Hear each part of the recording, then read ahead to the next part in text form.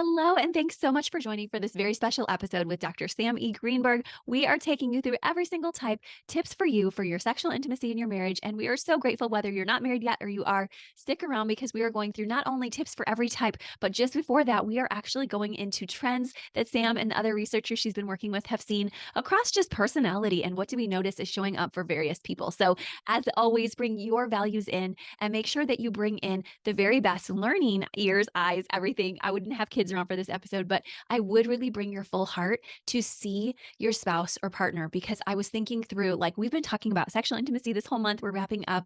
What do I want to make sure you are doing? What do I hope most for you? It's definitely your decision, but I hope that you truly see your spouse as a gift to you and that you learn what to do to help them to feel safe and to feel held by you emotionally, and that you do the very same for yourself so that you can set whatever boundaries you need and also that you can lean in with them and the ways that they see the world. So, this is going to be a pivotal episode for you to learn these trends.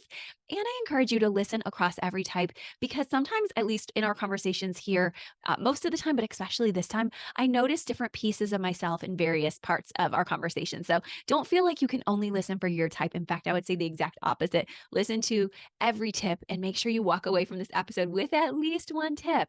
If you need more info, you know I have all of Sam's info in the show notes. And you also know that we have our collective opening. If you saw our podcast and our questionnaires we're sending out, we're really adding to our deeper dives there as well. If you just need time with a group and you need time directly with me, that's what we do our deeper dive membership for. So we are trying to hold you with info research. Sam is also a coach and she does specific sexual intimacy coaching. And then we often, like I said, have group meetings and ways for you to show up and shine in your relationship. And this is one more time when we're opening those doors. So be on the lookout for that from our blog, and then be on the lookout for everything over at Sam's page and her Enneagasm Instagram account. And that way you can be truly all shored up and really able to just walk forward in your way. And by the way, lastly, before we bring Sam on, I just want to say I understand the intimacy looks different for every couple.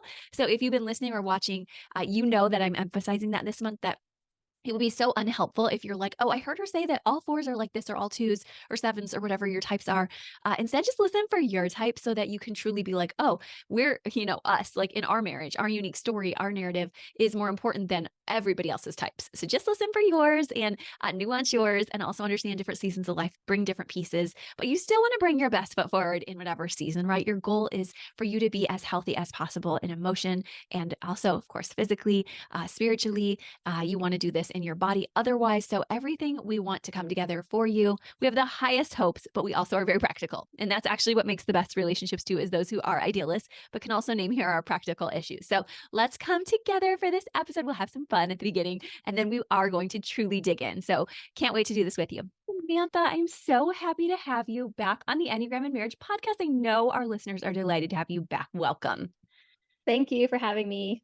Oh, we are so grateful. This is a show that we know has been a year in the making because last summer you were on the pod on July 18th, 2022. If people want to go back and check out the episode you did on instincts in relationships, you blew our minds. And thank you so much for coming back. Yes, thanks for having me. Yes. Oh my gosh, what have you been up to lately? I know you were at the Enneagram conference recently. Tell us just give us some updates. Okay, sure. Well, I've been working on completing my research pretty much the whole last year since we talked last. And I've since completed my dissertation, so you can call me Dr. Sam now if you want. Yes, and Sam, not Samantha. So that's Yeah, perfect. Dr. Sam, we love Dr. that. Sam. That's new, so I'm excited about that. And then, yeah, I did just come from the International Enneagram Association conference in San Francisco, and I actually just got home last night. And there I was presenting the findings of my study with a certain spin, focused mostly on actually type N instinct. So we talked about type last time, and we talked about instinct last time. I think we'll talk more about type this time. And Mhm. then I was also on a panel presentation we call Enneagram After Dark because it's at I love night. that name. I literally Yeah. love that one. I was like, oh, that's awesome.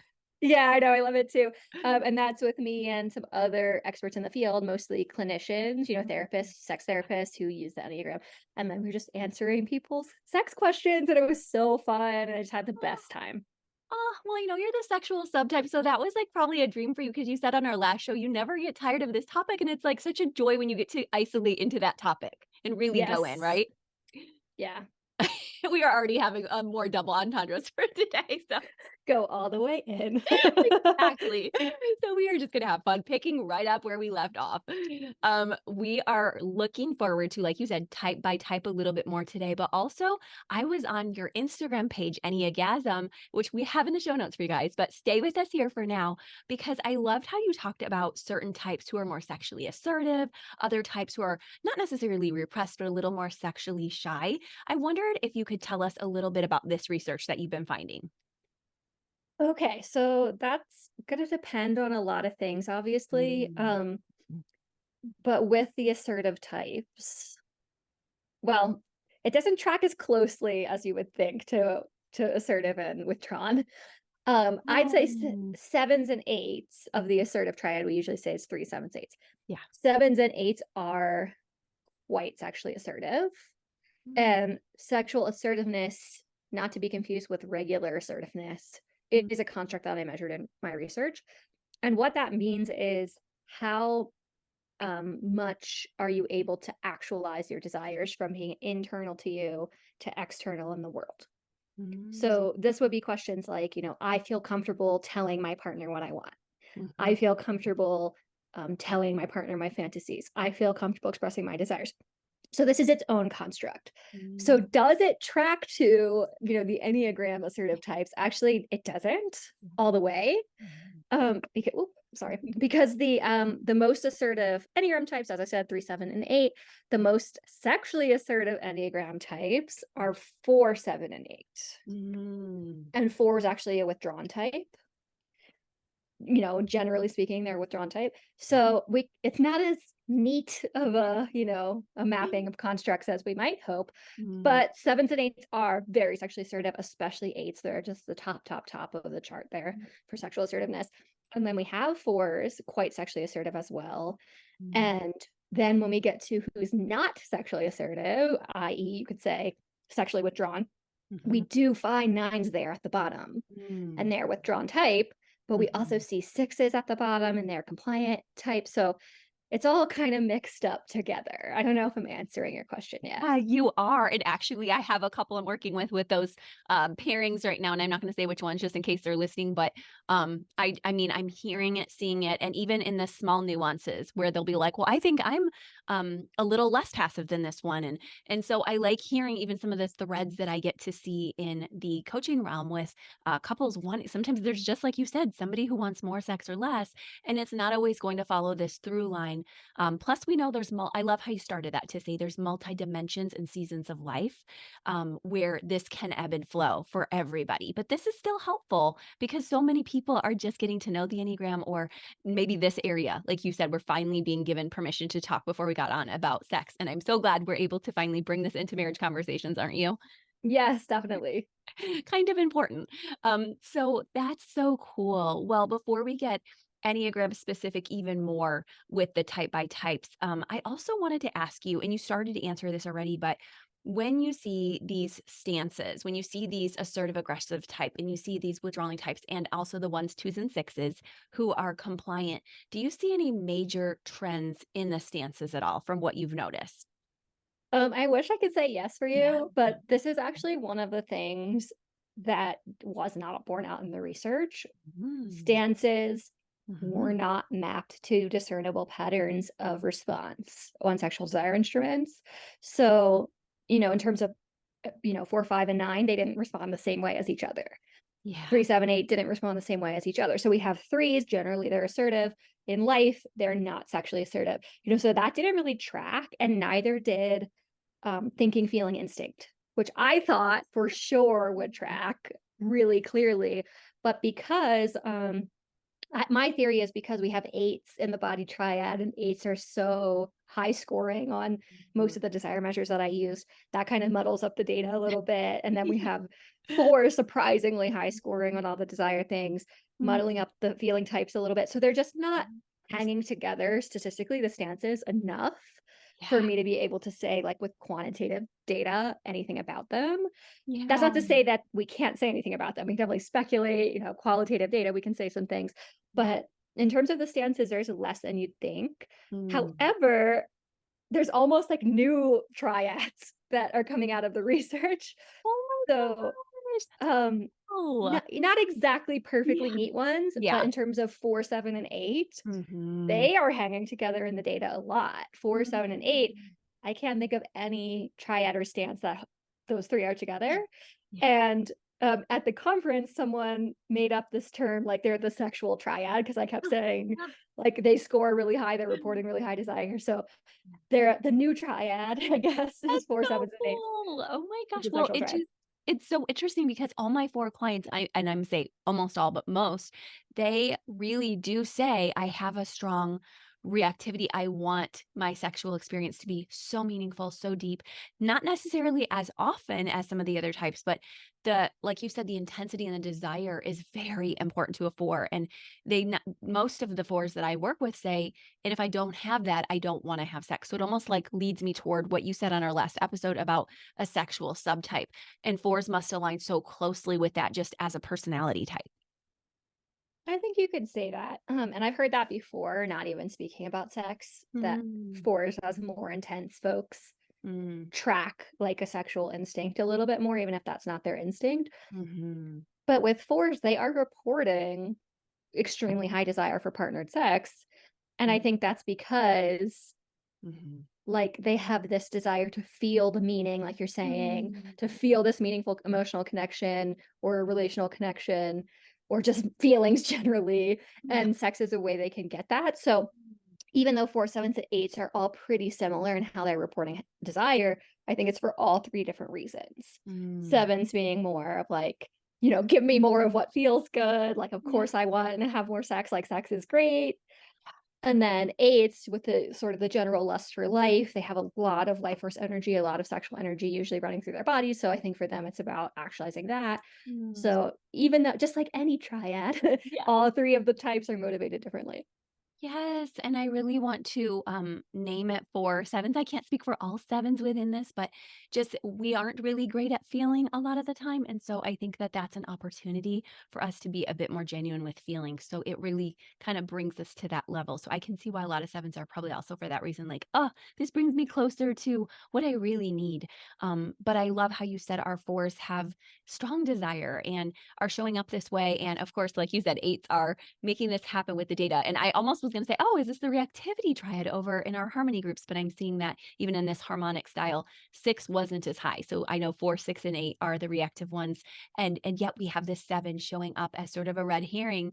But yet, as you explained it, we totally get why. So we have these 3 types that are wanting more intense sexual experiences. What about when they're partnered with people who don't have that same vision? What kinds of problems are you seeing for them? Or are you finding that those spouses rise up to it, or does it kinda hit a stalemate sometimes?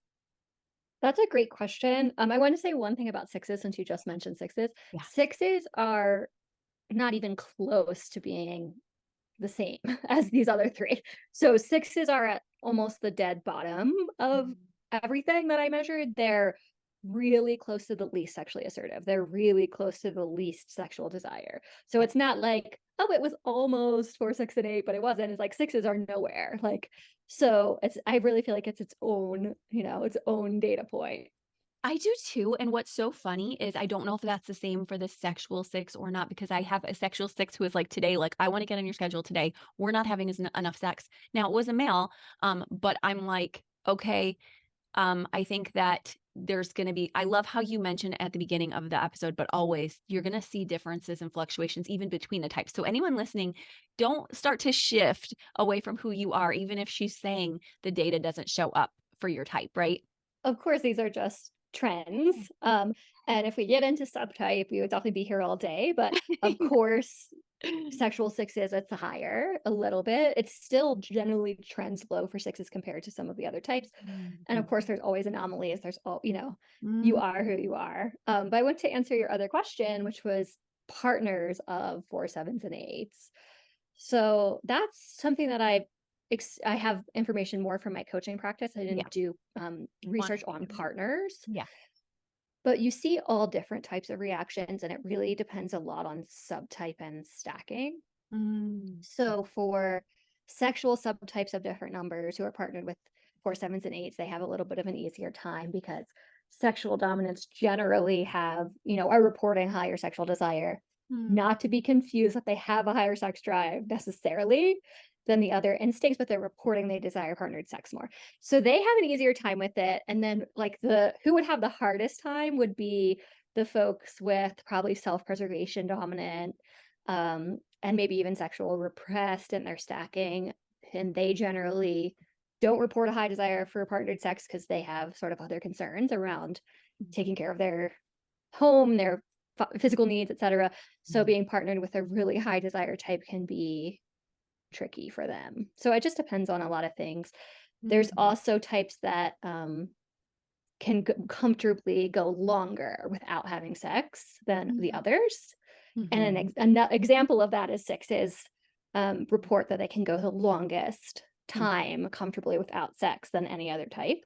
mm, So that might make you think that sixes would have a really hard time with a high desire partner, mhm, but I don't find that that's necessarily true. It's more that sixes, because of their fear of loss of the relationship, their fear of rejection, they're more comfortable with most things mm, than another mhm, type. So if they have a higher desire partner, they'll roll with it. If they mm, have a lower desire partner, they'll roll with that. So actually, mm. sixes end up being quite accommodating to the higher Yeah. desire folks, in my experience. Mm, that makes so much sense. And I know there's so many sixes nodding with us right now, like, oh, I get it why I'm adaptable here. And yet, if the six is maybe paired with a nine or somebody who wants sex even less than them, then or needs it, feels like they need it less. And of course, we know that's also not every nine, especially maybe not the sexual nine.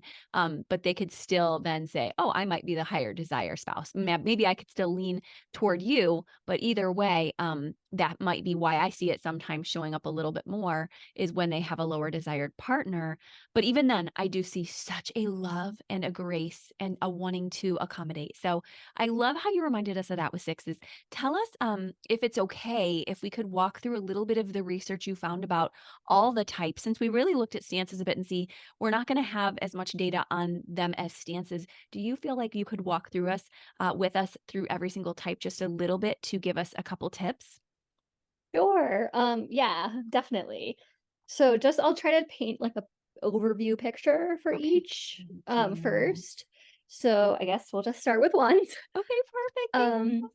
so ones are reporting pretty low desire for Mhm, partnered sex, and they're quite comfortable along with sixes going longer without sex. mm, And mhm, they actually even report pretty low sensitivity to desire cues, meaning these different things that make me feel desire, like being romantic with my partner, seeing them dressed up, sexy, those things. Ones are just not reporting that they're very responsive to these things.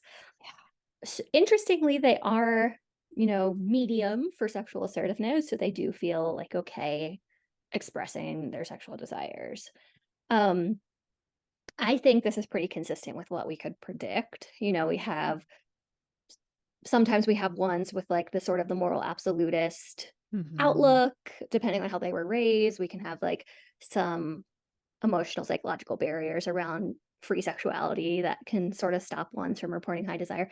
And then they're also concerned with right and wrong. They're yeah, concerned with yeah. perfection. They're concerned with whatever, fighting for her justice. Right. And that's those rank a little higher for them. Yeah. Oh, yes, I know so many with spouses of ones are like, "Yes, okay, so I'm not alone if my one partner doesn't want a lot of intimacy." And I remember talking to you about and saying, "Is there a male-female differences in these?" And what did you tell me again? You said you saw some differences or you're not testing for that as much as Enneagram? There are going to probably be differences, but in this study, Okay, I controlled okay. for gender, meaning that these Okay. patterns would hold Okay, true thank regardless of gender. you. Okay, thank you for helping us to see that. And instincts, if they're more of a sexual instinct, if your spouse is more of a sexual one, or may fall out of line sometimes with that norm, you might see some differences. Is that right? For As we go through sure. all the types? Okay. Yes, and there's some that's way more pronounced, like when we get to Mhm. 9 and 5, maybe Mm. remind me Yes. again. Right. In general, ones are Yeah. pretty close, like they all 3 subtypes of 1 are reporting the same way, but yeah, for Mhm. sexual ones, it's a little bit, more desire. Okay, that makes a lot of sense that we can really look at ones across the board in general. But if you find a sexual one, you might or might not have an increase. And I'm glad you said maybe not, that sexual ones were similar, because I feel like a lot of the people, and of course, like we said, we're going back to qualitative now because I'm referring to coaching, but sometimes the sexual one is still very concerned with the spouse performing and doing things right to their eyes. So they're like, I don't want to have sex if you're not going to do what I want. So it can be part of that subtype, even as a sexual one, that we're not going to get to the bedroom. We do see, to your point, ones tend to have an idea of the right sex, either Hmm. for themselves and their partner or for all of society. Yeah. And this varies a lot between Mm. people. So, it's not true that ones are all like prudish and weird about sex to have an idea of the best way. Yeah, they do have an idea, whatever it is. It's it's the right way to them. And so if you're with a one and having been with a one for this many years, I can tell you, you do have to use your voice and you have to share what you really feel, because I'm all about connecting on this podcast and really loving and kindness together, and just don't lose your voice. I think Wes and I would both share that, if he has shared on the podcast before many times. And it's like, sometimes after decades, a one can finally come around to it like, oh, I was trying to change you, and you were already, why I chose you was because I liked you at the beginning. And so just saving someone some work, perhaps, of trying to change your partner and letting them be who they are, because they might not have the same view of right for sex as you. So that's my little tip, since that's my spouse. Yeah, I'm sure you know way more about me than me about ones, but my Yeah. tips for ones, and I work more with like tips for the type themselves versus the Yeah. partner, Yeah. I love but it that. would be, embracing spontaneity and Mm, loss of control or being out of control and mm. in multiple aspects of your life. And that way, you can desensitize yourself to that in your sex life, and it's going to, start to feel less rigid. You can do meditation or therapeutic practices around like not being in total control. And you can even like play with pre-agreed upon Mhm. consented Yeah. control things with your spouse, like let Yeah. them set the tone, let them choose the Yeah. whatever, and Yes. just roll with it. Yes, that's so key. Oh my gosh, highlighting that 500% with you. And also, I don't think ones do that intentionally. Like when I have shared that with my one, and it takes me a lot to share that as a seven, where I always want to just make everyone happy. I'm like, oh, I noticed that you don't like this. And he's like, oh, I do. And I'm like, no, you don't. And I'm like, and that's okay, but like I do. And so I notice you need a lot of control in these areas. So I think that once I finally voiced that, he was able to be like, oh, oh. So that's what I want ones to pay attention to, is most of the time your spouses don't feel comfortable telling you any critiques, because we always say don't critique your one. But what we really want to foster today on this very special pod is um kindness while you share the truth, so that you can Of both be on the same course. page. So tell us about twos. What are some tips, or what are some norms you're seeing with twos? Okay, so in the data, they're kind of in the middle for most things. What they're very high on is sensitivity to emotional bonding desire Mhm. cues. Mm. So that's things like your partner goes out of their way for you, your Mhm. partner does special or loving things for you, your partner, prioritizes you, Mm. asks you about your day, etc. Mm. Twos not only are saying that they love that, but that they are actually, sexually responsive to that, and that's very high, and it's for all 3 subtypes. Like, really? Oh my gosh, how fascinating. So they just want to be prized and like seen as special and just doted on. Yeah, basically, and, they also score higher than any other type in terms of valuing their partner's pleasure. So, Mm. in answer to the question, "My partner's pleasure is more important than my own," they say a resounding yes to that, and Wow. they do experience pleasure from giving pleasure, truly. That's beautiful. That is so beautiful. And I know that there's cautionary tales with that too, but tell us, what are the tips that you would give for twos or people with twos? Yes, the cautionary tale comes into play here. So for twos, it's about coming to really understand that your pleasure as a two is a blessing, and it's a Mm, blessing to your partner, mm, and mhm. that you're giving to your partner with your own experience of pleasure. Aw, that's neat. Twos, yeah, they have a hard time with this one. So, Yeah. there was a two in the audience at the panel when I was talking about this. She looked horrified.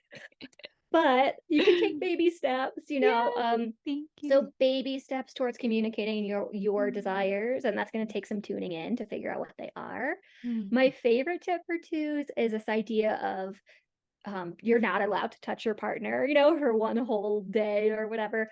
yeah. They can only touch you and only give you pleasure, and you're providing in the moment, feedback about how it feels.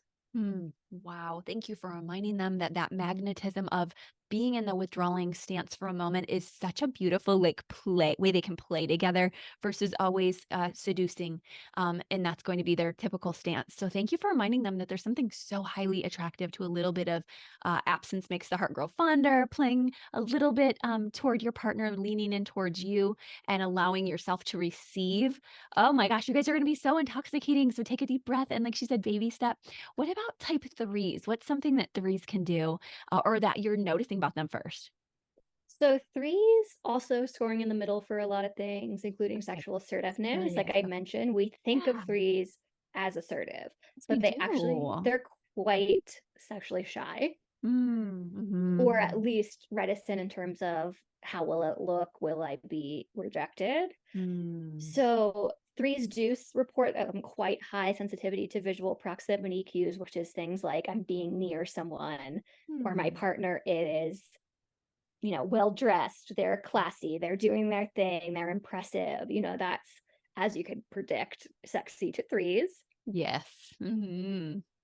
And in terms of tips, it's actually more similar to twos than you would think, in terms of like they are quite other oriented, but for Oh, yeah. way different reasons. So Mm. we get with threes this Wow. whole attempt to impress all the time, Mhm. whereas twos that's to give all the time. But threes can seem to be a little bit like an empty shell of Mm. themselves, their own sexuality, because they're so oriented to Mhm. pleasing and impressing. So Mhm. for threes, just remembering, who you are when you're not on stage, who Mhm. are you as a sexual being when no one is looking at you. Mm. So for threes, maybe even a self pleasure practice to Mhm. figure out there's literally Yeah. no audience right now. What do Yeah. you like? And who are you on the inside, as a sexual Mm. being? And then bringing that to Yes. your partner.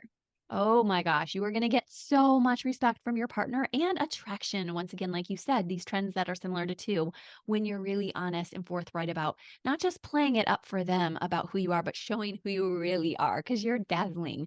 So, yes, show us that. Thank you. That is huge. I am just Yeah. like shouting it from the rooftops with you for our romantic, secretly romantic threes. Okay, Yeah. Their tell partners are craving their vulnerability. yes, and their truth, their real truth. Mm. Okay, tell us about fours and what we can expect from our fours and what are you noticing? You told us a little bit about that earlier. Yeah, so fours, sexual triad. Yes. So they score very high across just about every measure that I used in this study, meaning high desire for partner sex, high responsiveness to all these different types of desire cues. Interestingly, less so when it comes to the romantic cues, like watching the Mm. sunset, romantic Mm. dinner. Fours are called the romantic, so I thought that they would like those things, but they say Yeah. they don't. And I Mm. have some theories about why that is, but Mm. they very high sexual assertiveness, which again you might not think from the withdrawing stance, but Right. they're very comfortable expressing their desires. Mhm. So, what's not shown in that stuff is the idealistic temperament that you mentioned of I want to have these like peak experiences actually all the time, and that's why I have such a high desire. So for them, I think it's more about finding meaning in the mundane, Mhm. That's interesting. which is very difficult for fours, and fours struggle a lot with lower desire partners, and Mm. they struggle a lot with um, self-preservation dominant partners, depending on Mhm. their stacking, who are more comfortable with sexual routine. Like fours are quite, yeah, they, Oh, yeah, they're turned off by that. yeah, turned off is the Yes. right phrase. Oh, turned off, yeah. So, there's a place though in our lives for that there, and especially if your partner needs that. So for fours, it's like it sounds so silly, but I mean it. Like write a poem about like doing the dishes. Yeah. Just get into the beauty of the everyday life stuff, Love that. and just be aware of your intense emotional craving, because you have this like I'll never say no to emotional intimacy, and the Mhm.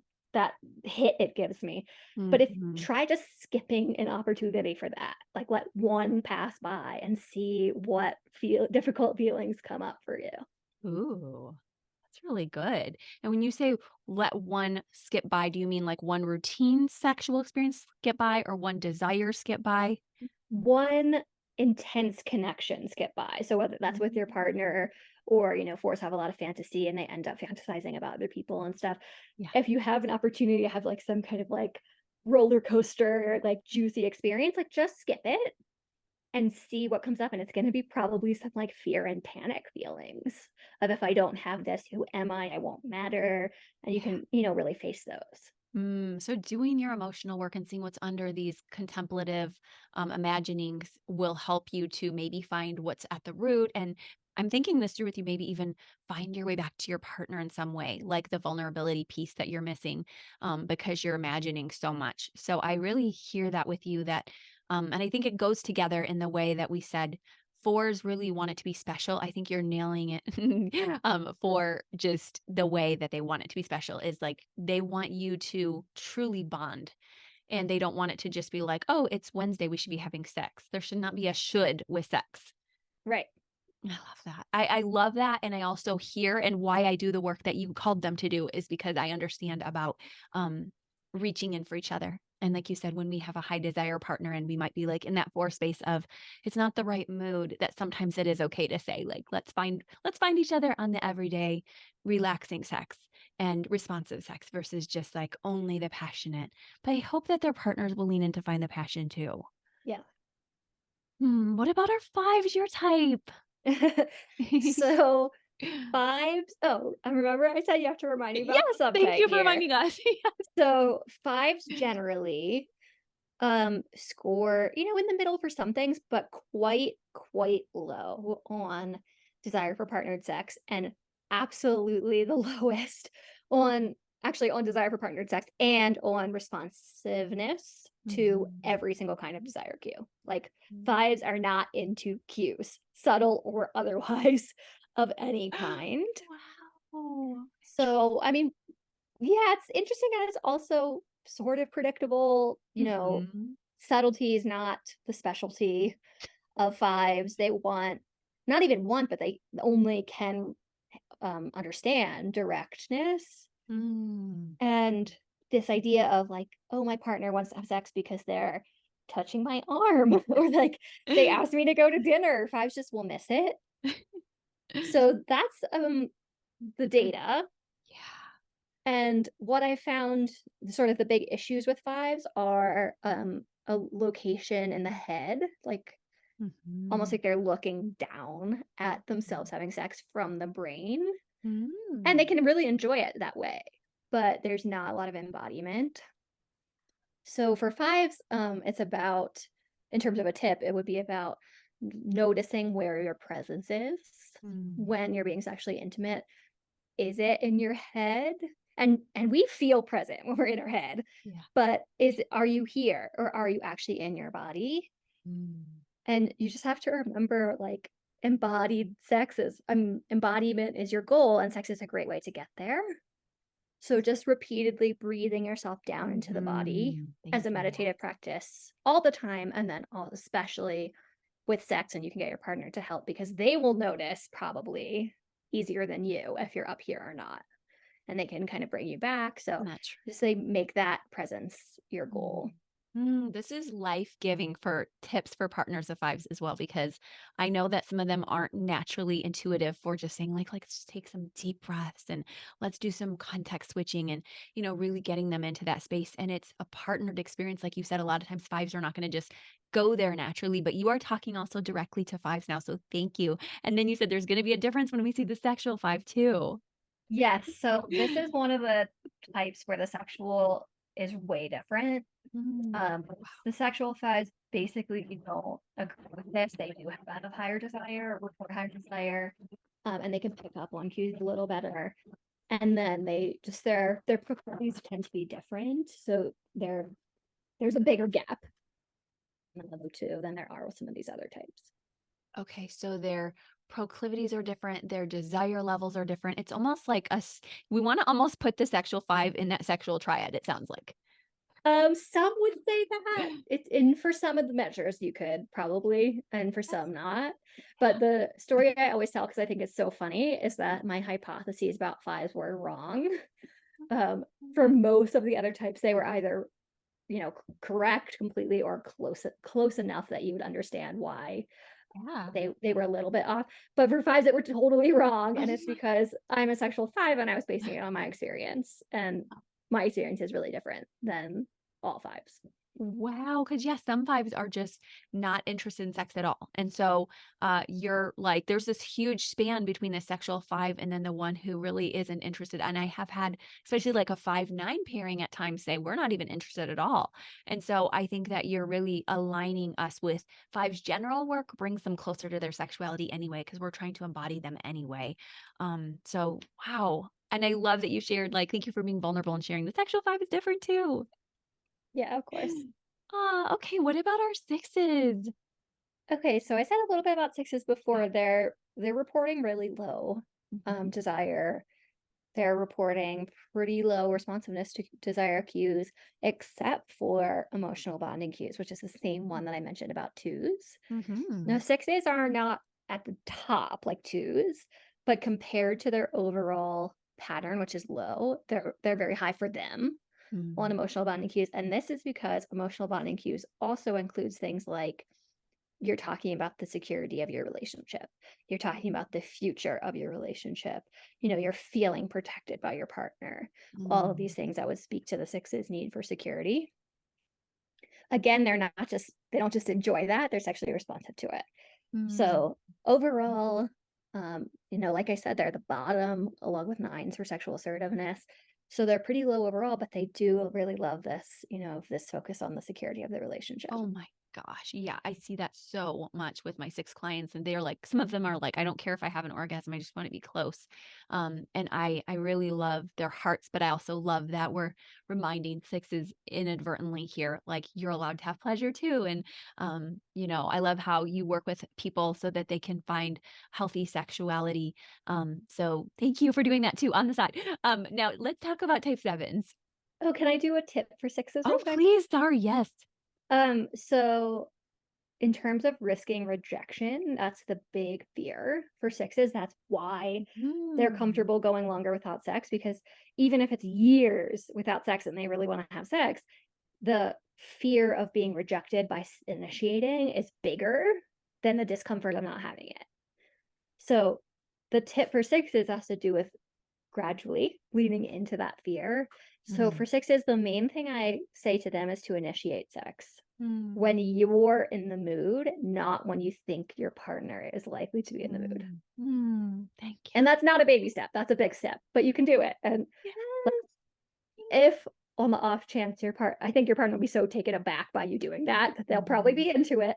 But on Yep. the off chance you catch them at a bad moment, you're basically facing your worst fear of, Yep. quote unquote, being rejected. That's going to be a huge opportunity for growth for you.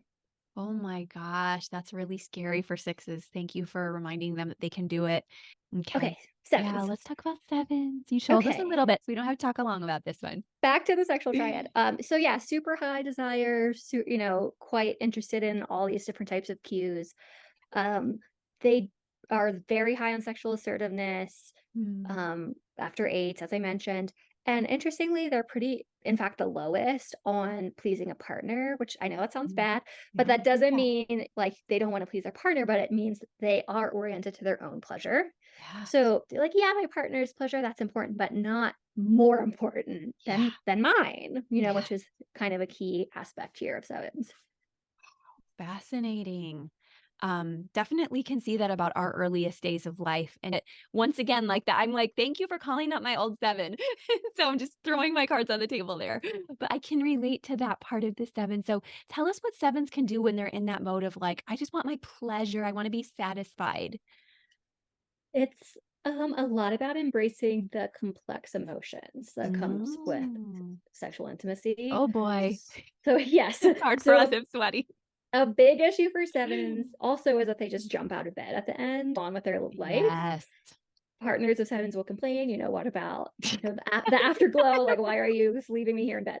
So what I talk about for sevens is embracing the afterwards, Yeah. because there is kind of metaphorically like a fall or a winter that of the sexual Mhm. experience that would be after, Yeah.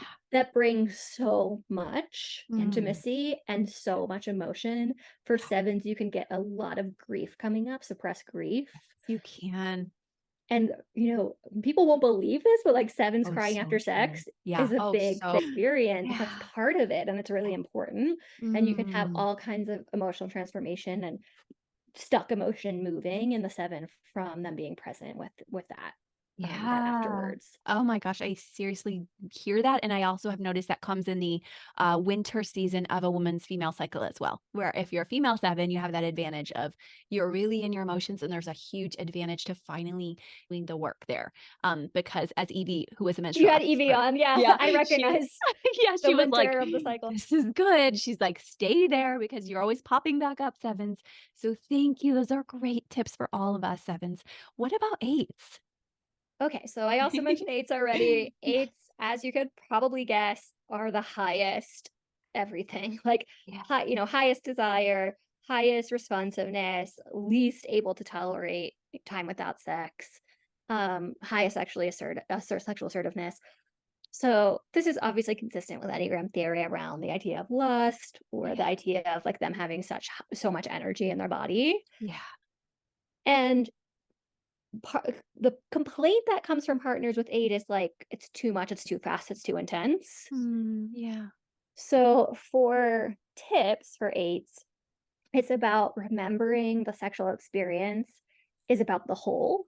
The entity that you create as a couple is not just about you adding energy and the effects that you create. Mm. Yeah. That makes You so also much get sense. eights avoiding vulnerability by controlling the experience. Like even by giving their partner pleasure, they feel like in control and then they're avoiding vulnerability. Mm.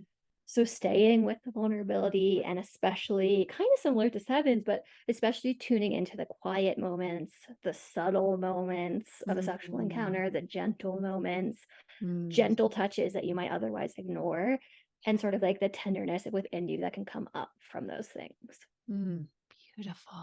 I love how you're saying it isn't just, one or the other, like you pleasuring or being pleasured. It's this dance of intimacy into me see. Ah, that's a gift for our 8s. And like she said earlier, baby steps. It's awesome. Okay, what about our 9s? So many 9s out there. Okay, so nines are kind of in the middle for a lot of stuff, but the very low ranking on sexual assertiveness, lowest by far. They do have a lot of trouble actualizing. First of all, they have trouble knowing their desires, and then they have trouble actualizing them and communicating them. Mm. And the interesting thing is, if you talk to a nine and you say, "How are you with communicating your sexual desires?" they usually will say, "Oh, I'm pretty good," or Yeah. like, Fine, not too bad." Yeah. But the partners of nines are very frustrated because Mm. I've heard like one of my clients say it's like navigating through a fog, and they're like reaching out trying to find where the trees are, and they're never in the same place twice, and they just can't figure out what is my partner like, what do they want. Oh It's my. even if I know one day, I don't know the next day. Oh.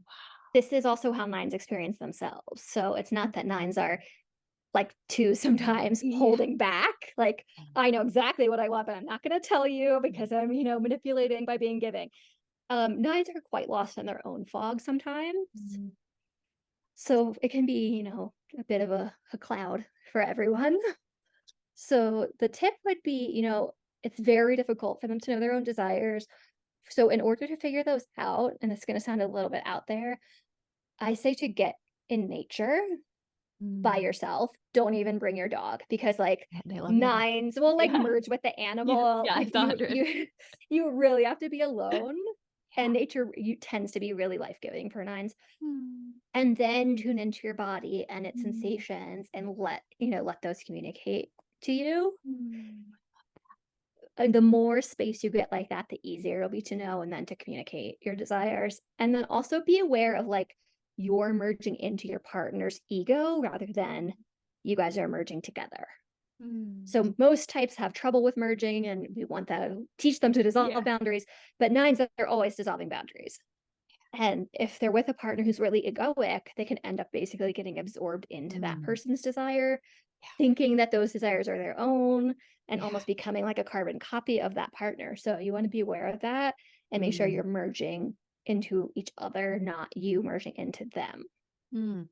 Oh, wow. That's great. And your spouse or partner will find you so much more attractive as you truly show them who you are. And so I'm grateful for this advice. I'm thinking of my young nine daughter, like those who are not married yet, nines, like take into account this is going to be a beautiful journey, even just as you explore who you are, whether you're in a relationship or not. Because I know we have listeners who are not yet in a relationship. So this is work you can be doing before. Like you said, you don't even need your partner for this. For And, sure. I really wanna remember that nines are body types, and so they, I think, have the capacity for a beautiful sexual bond and may not even know it. Yeah, I would agree with that. Really, really beautiful. So, thank you so much. Highlight of our month of sexuality. Thank you for just doing this so soon after your conference. How can everybody continue to work with you, get in touch with you, find all your beautiful work, Sam? Dr. Oh, Sam. thank you. Oh, shucks. So I have a website which is enneagramsexpert.com, and sexpert is SEXPERT. Mm. And I have on there some research. I'll publish a link to my dissertation, which is it's complete, Oh. but it's not published yet. So it'll be published in a couple months and people can read it if you want. I have workshops. I do, data-driven workshops, but I also do transformation workshops, specifically kind of on the practices I've mentioned here, but much more and deeper and transforming the self through sexuality. So you can find all my workshops there, my coaching, a link to message me about coaching. I work with individuals and couples on various all different Yeah. sexuality and relationship issues. I love to work with couples especially. And then you can follow me on Instagram if you have Instagram at Enneagasm, ENNEA_GASM. Oh, this is amazing. We're so happy for you and the world that you are Dr. Sam now that we get to look at this dissertation, but most of all, I just know so many are like, "Oh, yes, I want to work with her." So thank you for sharing that too. We are so grateful to you for this time. It is truly treasured. Oh, I'm so grateful to you for having me. Thank you so much. Oh my gosh, our joy. Okay, thanks, Sam. Bye. Bye. Thank you so much for hanging in here with us. We really enjoyed our time and could have talked all day and had other things we had to get to, but you heard how much fun we were all having. I hope you were right there with us, really getting to really just dive in and do that with comfort and safety. And so bring something from today's episode back to yourself, your spouse, your family, so that you can truly be like, oh, yeah, I've got to teach my kids about this as they're teenagers and getting older. Or, yes, my spouse and I need to work on this, or I'm single and this is what I want to work on. So make sure you grab your thing, take a nice deep breath to see what that thing will be. What do I need to grab onto? And then also might just be like grabbing your spouse, actually like, hey, I've got some ideas for us. So I hope whatever the capacity that you have learned a lot, make sure you follow Sam so that you can get more information from her, especially as her dissertation folds out very soon. We're so happy for her. And also, you check the show notes and you'll see all of the links. And then make sure to keep up with us on our newsletter if you're looking to get involved in getting to meet with us and have time with me to really pour over group coaching questions and trainings and extra podcasts. So we will talk to you soon. Have a great day. Bye bye.